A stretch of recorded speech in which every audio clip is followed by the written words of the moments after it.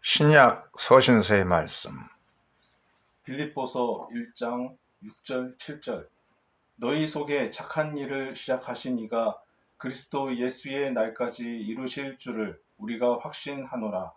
내가 너희 무리를 위하여 이와 같이 생각하는 것이 마땅하니 이는 너희가 내 마음에 있음이며 나의 매임과 복음을 변명함과 확정함에 너희가 다 나와 함께 은혜에 참여한 자가 됨이라.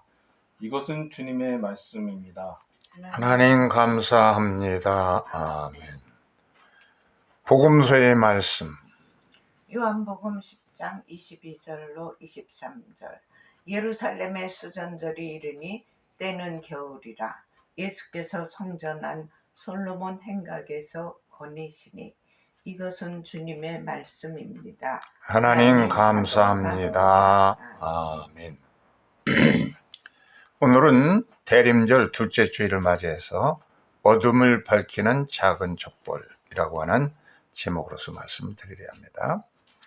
크리스천들이 대림절 화환을 만들어서 초를 밝히고 또 촛불을 불을 붙일 때 그리고 이렇게 크리스마스 추리를 장식해서 반짝반짝하고 장식하는 그런 때에 똑같은 기간 유대인들은 같은 기간에 카누카 촛대를 만들어서 촛불을 밝힙니다. 이게 카누키아라고 불려지는 카누카 메노라 촛대입니다. 이 하누카라고 하는 것은 봉헌한다, 봉헌이라는 뜻인데 유대력으로 키슬레프 월 25일, 우리나라 달력으로 하면은 12월 25일에 해당되는 그런 것인데 그들은 음력을 쓰기 때문에 이게 좀 해마다 좀 달라집니다. 날짜가. 어떻든 이런 키슬레브 월 25일에 8일 동안 이 하누카 절기를 지킵니다. 이것은 성탄절과 비슷하게 겹치는 절기인데 여기 이제 하누카의 촛대의 촛불을 이제 밝힙니다.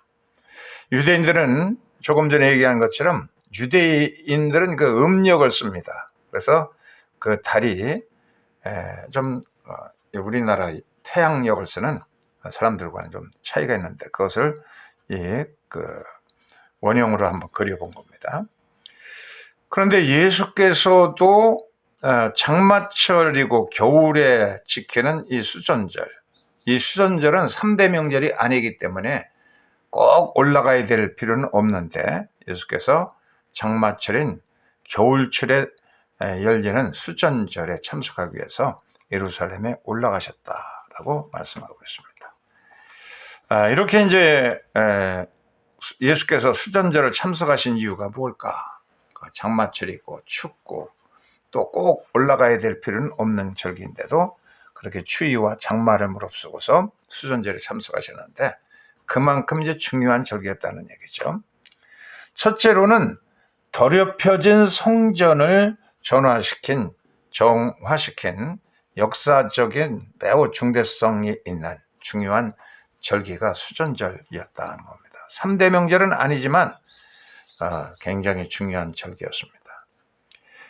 그 헬라 문화와 헬라 종교를 강요하는 슬루코스 왕조의 제8대 왕이었던 안티오코스 에피파네스 4세가 있었습니다.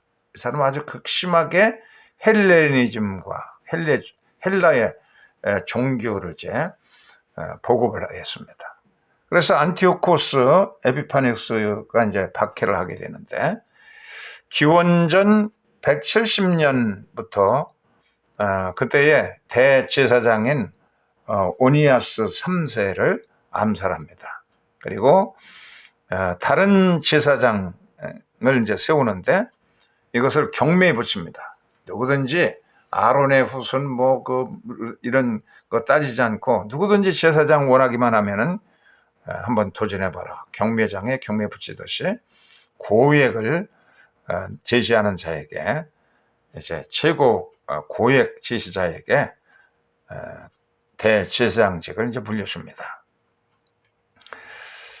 이 성전의 제우스 신상을 예루살렘 성전에다가 뜰에다 제우스 신상을 이렇게 세워놓고 거기다가 이제 제단을 세우고 거기다 이제 돼지를 바쳐서 유대인들이 가장 혐오하는 돼지를 이제 잡아서 바치는 그런 혐오스러운 일을 합니다. 그것이 기원전 163년까지 계속되었습니다. 이게 거부하는 사람들 그리고 군인들을 동원해서 유대인들을 잡아다가 강제로 입을 쫙 벌리게 하고 돼지고기를 막 입에다가 이제 집어넣어서 먹이게 했습니다. 얼마나 유대인들이 그냥 분노하고 그랬는지 모르는데 그걸 이걸 저항하는 사람들은 8만 명 이상을 살해를 합니다. 이렇게 아주 극악무도하고 할례도 금지시키고 그리고 안식일 예배도 금지시키고 모세 오경도 읽지 못하게 하고 이 군인들을 동원해서 돼지고기를 강제로 먹게 그렇게 합니다. 그러던 중에 기원전 167년에 예루살렘에서 북서쪽으로 39km 떨어져 있는 모데인이라고 하는 마을이 있었습니다. 지도상을 한번 보세요. 모데인 화살표 표시가 되어 있는 것이 모데인인데 좀 쉽게 알아보려면 여기 지금 예루살렘을 표시했어요. 한번 보세요. 예루살렘이 여기에 있죠. 여기에서 한 30여 킬로 북서쪽으로 떨어진 그런 마을에 이런 모데인이라고 하는 도시가 지방 마을이 있습니다. 여기에서 이 예루살렘에서 성전이 폐쇄되니까 제사장 노릇을 하던 그런 하스몬 가문의 제사장이었던 마따띠아라고 하는 제사장이 예루살렘 성전이 이제 폐쇄되니까 시골로 내려가서 5 아들과 함께 거기서 살게 됩니다. 그래서 이게 이제 마따띠아인데 그의 아들이 이제 요하난 그리고 시몬, 유다, 엘리아살 이렇게 있는데 이제 그 가운데 셋째 아들이 굉장히 용맹스럽고 정의감이 불타는 사람이었습니다. 예루살렘 성전이 이제 폐쇄되니까 시골 모데인에 내려와서 이 가족들이 살면서 그냥 나라를 위해서 기도하는데 마침 그 마을에도 제우스 신상이 세워지고 제단이 설치가 되었습니다. 그리고 왕의 신하가 와가지고 이 칼로다가 위협하면서 마따띠아 제사장에게 이 제우스 신상에게 돼지를 바치라 명령합니다. 그래서 이 마따띠아가 이제 제사장인데 거부하죠. 거부하니까 그 다른 사람을 제사장으로 세워가지고 그에게 이제 돼지를 제물로 제우스 신상에 바치라. 이 사람이 스스럼없이 이제 돼지를 제우스 신상에 바치죠. 그러니까 분노한 이 마따띠아가 칼을 빼서 들고서는 이 왕의 신하와 그 가짜 제사장을 처단합니다. 이들이 이제 다 죽임을 당하는 꼴을 보면서 백성들이 이 마따띠아 제사장에게 박수를 보내면서 이 마따띠아가 이제 막 순식간에 제우스 신상을 철거하고 그리고 제단도 다 때려 박살내버립니다. 그래서 백성들이 박수를 치면서 누구든지 나를 따르려는 사람은 나를 따라오라. 그래서 안식일에도 우리는 싸워야 된다. 적과 싸우는데 지금까지는 안식일에 가만히 있다가 시리아 군대들이 쳐들어오면은 그냥 가만히 앉아서 다 당했습니다. 우리는 안식일에도 싸워야 된다 하는 주장을 하면서 자기를 따르는 추장들을 데리고 산으로 피합니다. 그래서 거기서 훈련을 하고 그래서 정신적으로 부장해 가지고서 이들이 전국적으로 규합해 가지고 혁명 군대를 이끌게 됩니다. 마따띠아가 이제 사망하고 나니까 셋째 아들 유다가 아주 이 마카비라는 별명이 붙었었어요. 마카비, 망치라는 뜻인데 이 사람의 소수의 정예부대를 이끌고서 이제 그냥 시리아의 군대들을 갖다가 오는족시의 망치로 쇠망치로 전부 물리쳐버립니다. 그래서 전국적으로 이 마카비가 이제 지지를 받습니다. 그래서 모든 백성들이 참전해가지고 3년 만에 예루살렘을 정복하고 성전을 탈환하게 됩니다. 성전에 들어가 보니까 처참합니다. 지오스 신상에 서 있고 돼지에게 피를 바치고 또 불태워서 번제로 드리는 그 참혹한 꼴을 봅니다. 그래서 이 마카비가 그냥 엉엉 울면서 옷을 찢고 나니까 혁명군대가 다 옷을 찢는 그런 처참한 지경에 이르게 됐어요. 그래도 성전을 정화하고 이 지우스 제단과 지우스 신상을 다 철거합니다. 그래서 3년 만에 성전이 더럽혀진 지 3년 만에 유다 마카비의 혁명 군대에 의해서 예루살렘 성전이 완전히 장악되고 제일 먼저 성전 안에서 지우스 신상을 철거합니다. 그리고 처참한 그런 환경이 있다는 것을 3년 만에 기스리월 25일 12월 25일 날 3년 전에 이렇게 더럽혀졌던 성전이 이제 3년 후에 마카비의 혁명 군대에 의해서 성전이 다시 정화되고 지우스 신상이 철거되어져 3년 만에 꼭 3년이 시간이 걸립니다. 다니엘서 8장 1절에 예언되기를 더럽혀진 성소가 정결하고 회복되는데 2300일이 걸릴 것이다 하는 예언이 그대로 적중되어서 BC 170년도에 더럽혀진 성전이 기스리월 25일 날 더럽혀진 것이 3년 후 기원전 164년 기스리월 25일에 정화가 됩니다. 시간이 2300일이 꼭 걸렸습니다. 이 마카비가 성전에 들어갔을 때에 거기에 올리브가 하루치 밝힐 분량밖에 없었습니다. 근데 이 성전 정화에서 새로운 거룩한 올리브를 만드는데 8일이 걸렸는데 그 기간 동안에 계속 이것이 기름이 줄질 않고 있어가지고 첫째 날, 둘째 날도 밝히고 셋째 날도 밝히고 넷째 날도 밝히고 다섯째 날도 밝히고 여섯, 일곱, 여덟째 날 8일 동안 이제 올리브가 넉넉하게 정화시키는 데까지 넉넉하게 만들어지는 기간 8일 동안을 밝힐 만큼 기적적으로 기름이 늘어났다 해가지고서는 이것을 기념하면서 하누카 촛불을 이제 가정마다 이제 보급하게 되었습니다. 두 번째는 이 수전절은 빛의 축제이기 때문에 빛으로 세상에 오신 예수 그리스도에게 큰 의미가 있었던 것입니다. 요세푸스라고 하는 유대 역사가가 있어요. 당시에 있었던 인물인데 이 사람은 유대 상고사라는 책에서 수전절을 빛의 축제라 그랬습니다. 이 수전절 얘기는 그 구약 성경에는 전혀 나오지 않는 그런 명절이었어요.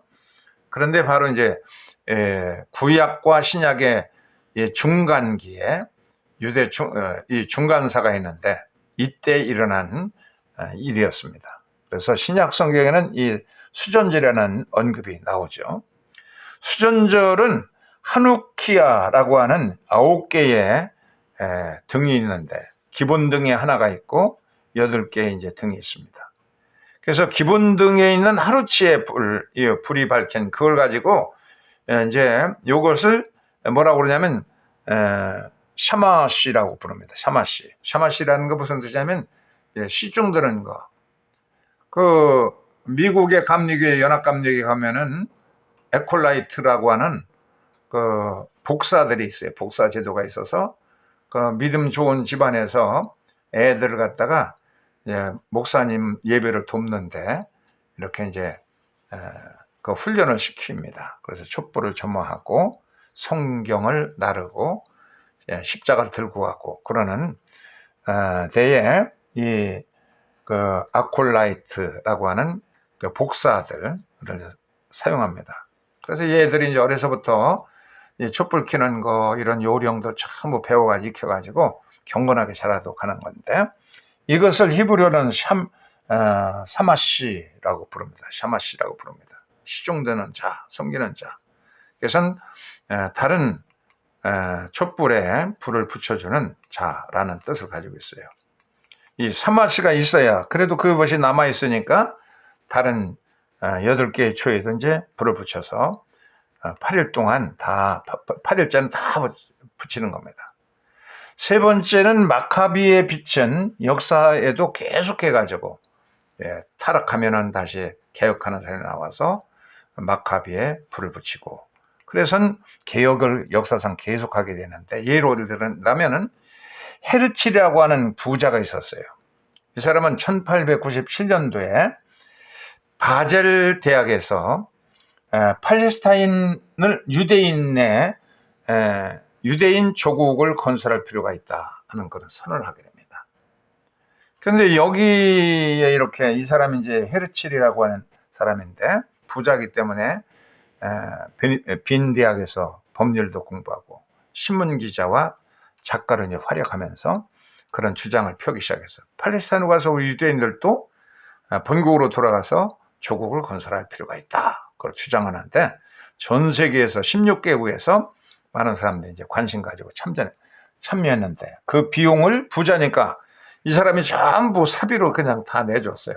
비행기표 뭐 이런 거 다 이렇게 하다 보니까 엄청난 부자였음에도 불구하고 이 회의를 주동하고 나서 쫄딱 그냥 이제 빚쟁이가 되게 되었어요. 그러나 이 주장에 세계 도시 미국에 있던 유대인들, 뭐 전 세계에 흩어져 있던 유대인들, 디아스포라들이 이제 팔레스타인을 모여가지고 거기를 이제 황무지를 개척하는 개척자들이 되게 됩니다. 이걸 전부 개인 부담으로 하다 보니까 이 사람이 가족이 파탄났어요. 부인도 그냥 나가버리고 애들도 딸도 다 그냥 거지가 돼서 죽고 가정은 이제 파탄났는데, 그래서 이스라엘 독립국가가 생겨가지고 이 애국지사를 이제 안장하는 국립묘지를 갖다가 헤르칠 언덕이라 부르게 되었습니다. 그래서 그에게 최고의 명예를 부여해가지고서 10세겔짜리 고액권에 이 헤르칠의 초성화가 들어가게 됐어요. 그만큼 나라를 이스라엘을 세우는데 영웅 같은 일을 한 겁니다. 마카비가 현대판 마카비가 된 것이죠. 그 후로도 이 올림픽 경기라는 게 있잖아요. 세계에서 가장 훌륭한 경기라고 볼 수 있는 이 올림픽 경기와 월드컵과 함께 3대 국제 스포츠 대회가 있는데 이것이 마카비아라고 하는 대회를 1929년도에 그 시오니즘의 영향을 받은 사람이 이제 주장하게 됩니다. 그래서 1932년도에 첫 대회가 열렸어요. 올림픽같이 거대한 대회가 열렸는데 텔레비브에서 4년에 한 번씩 이 대회를 거치하는데 이것이 2017년도에는 그 규모가 이제 아주 올림픽 규모로 커져가지고서 제20회 대회 때는 마카비아가 85개국가 선수들 1만 명이 참여하는 그런 거대한 움직임으로 이제 크게 되었죠. 이 마카비 촛불이 이렇게 크게 영향을 끼치게 된 겁니다. 한 이방인이 유대인에게 물어봤어요. 또 만약에 다시 한번 그런 핍박, 안티오코스 에피파네스 4세 같은 그런 핍박이 또 온다고 그러면 어떻게 하겠습니까? 그러니까 그 질문을 받은 유대인들이 하는 소리가 뭐라고 그랬냐면, 그렇다면 우리들의 달력에, 유대인의 달력에 축제일이 하나 더 늘리는 것 뿐이죠. 그 바로가 핍박했을 때 저항해서 6월절이 생겼죠. 또 하만이 핍박할 때에 거기에 항거하는 모르드게의 그 일당들에 의해서 불임절이 또 생겼죠. 안티오코스 에피파네스가 유대인들을 핍박할 때 수전절이 생기고 말았습니다. 이렇게 약한 이 사악한 어두운 세상은 계속해서 불의를 좋아하고 탐욕스럽고 어두운 것을 좋아하고 악랄해져 갑니다. 그런데 그런 곳에서 핍박을 하지만 성경은 말하기를 어둠이 한 번도 빛을 이겨본 적이 없다. 요한복음 1장 5절에 그렇게 말하고 있습니다. 예수께서는 나는 이 세상에 빛으로 왔다라고 하셨고 너희도 세상의 빛이라고 말씀하셨어요. 주께서 밝히신 작은 촛불, 이것이 어둠을 물리치는 그런 빛으로서 사람들에게 빛을 전하여서 우리들도 그 빛을 받은 세상의 빛인 크리스찬이 되었다면 우리들도 샤마시가 되어서, 이 샤마시라는 게 뭐예요? 예, 불을 밝히는 하나의 남은 한 작은 초입니다. 이것이 이제 전파되어서 이렇게 촛불의 바다를 이룹니다. 한국도 이 영향을 참 많이 받아가지고 촛불의 바다를 체험했습니다. 예, 조국 가족의 그 법무부 장관에도 큰 핍박을 받는 걸 보면서 서초동에 100만 명, 2만 명에 그냥 촛불 두고 보였어요. 그래서 하늘에서 내려다 보면은 밤하늘에 이게 촛불이 뭐가 되었어요? 보세요. 십자가 형태로 이렇게 보여졌죠. 서초동에. 나도 그때 촛불 집회에 참석했는데 그냥 본부가 어디인지도 모르고 스피커도 없고 그냥 수백 명이 이제 모여가지고 자기들끼리 이제 구호만 부리다가 2시간 동안 걸어다가 토요일이기 때문에 주일 예배 드리기 위해서 오고 그래. 다음 주일에 가니까 더 많은 사람이 모이고 그랬던 경험을 볼 수 있는데, 이 샤마시, 먼저 깨달은 사람 한 촛불이 다른 사람에게 붙여져서 이 촛불집에 가면 음식도 그냥 김밥도 그냥 나눠주고 또 목이 쉬지 않도록 하는 그런 그 약들도 나눠주고 뭐 그 과자도 나눠주고 그런 참 하나의 그 새로운 마음들이 열린 사람들이 이렇게 많이 모여가지고 촛불을 밝혔던 그런 경험이 있습니다. 이런 촛불을 밝히는 때, 이 마카비가 밝힌 촛불에 의해서 거대한 그 악랄한 안티오코스 에피파네스의 군대를 다 몰아내고 조국을 건설하고 하스모니안 왕조를 참 이루어갔던 그런 거대한 역사인 것입니다. 주님이 우리에게 밝혀주신 이 촛불, 우리들도 불씨가 되어서 남에게 전달해주는 사마시 역할 하여서 너희도 세상의 빛이라고 하신 주의 말씀을 실천해 나가는 각오, 이 대림절 기간 동안 다시 한번 기억할 수 있기를 주의 이름으로 축원합니다. 믿음의 불같은 믿음에다가 남을 위해서 희생하는 덕이 필요하고, 덕의 지식을 지식의 절제 인내 경건 형제우애 그리스도의 사랑을 더할 수 있기를 축원합니다. 아멘. 찬송가 98장 3절 부르면서 헌금합니다.